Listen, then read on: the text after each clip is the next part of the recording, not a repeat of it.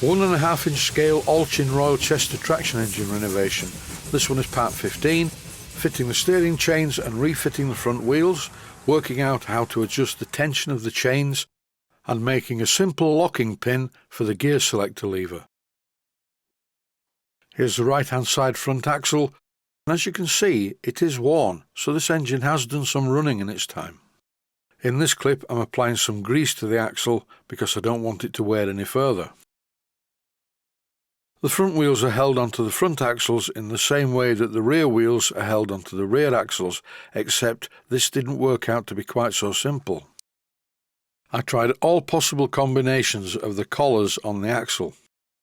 I don't quite know what's going on here. There are two very clearly marked pop marks on the axle, but there aren't any on the collars. When I feed a piece of wire through the hole, as you can see, it lines up fine, but the pin will not go in. After a lot of messing about changing combinations, finally I managed to get one of the pins to fit in place. I do remember having problems removing one of the pins from the front axle.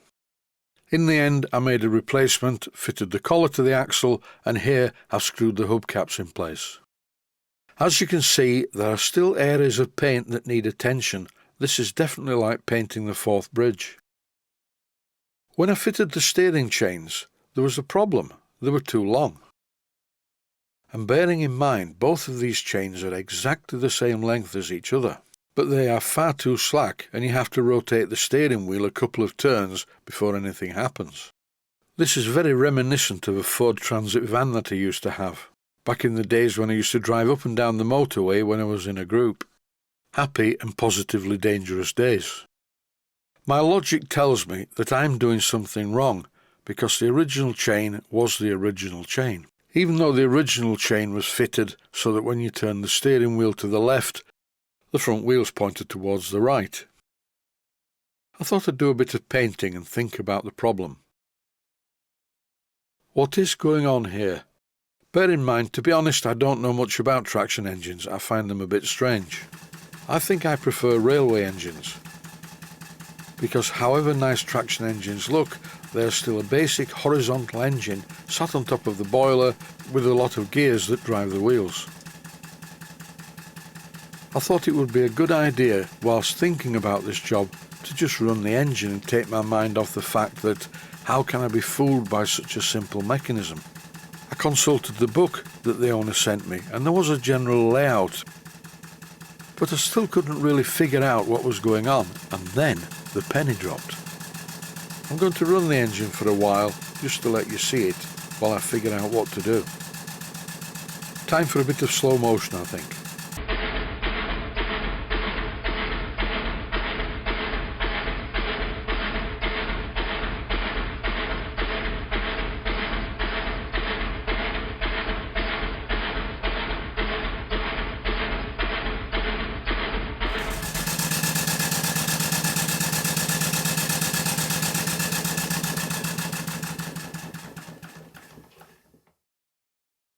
This is what I found. I was a bit puzzled why on the steering roller there was a flat on just one side, where the eyelet that supports the chain goes through the roller.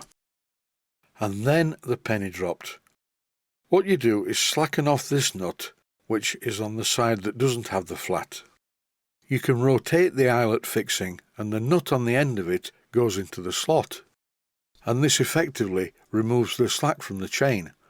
I'm showing the difference here after just one turn. It's considerably better. But like some girlfriends I once had a long time ago, they were a bit slack. I think I need to rotate the eyelets at least another turn. As you can see here, it is getting better. I think it's important that these chains are not too tight. You do need a little bit of slack in them. But once again, I really am no expert when it comes to traction engines.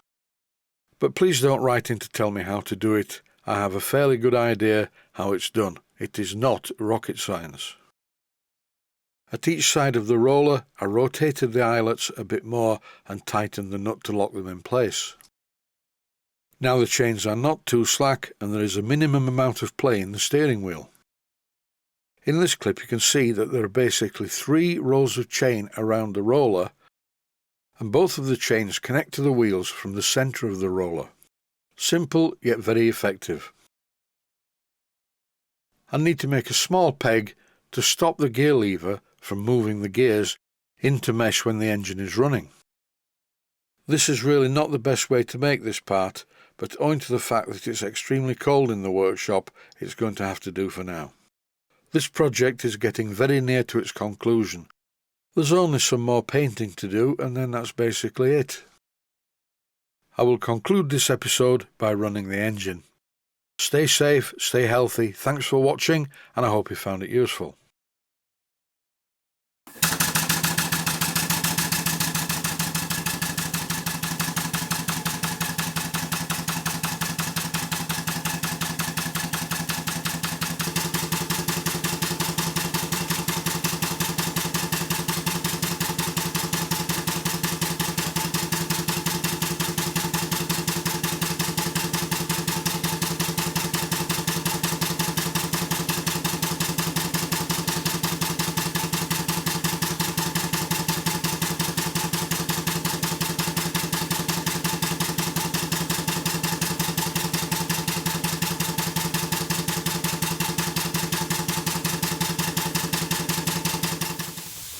Please take the time to visit my Mainsteam Models website and click on the section of the website that says Video Playlists. And by doing that, you can find other videos that you may like to watch. And by using the playlists, you can actually watch the videos back to back.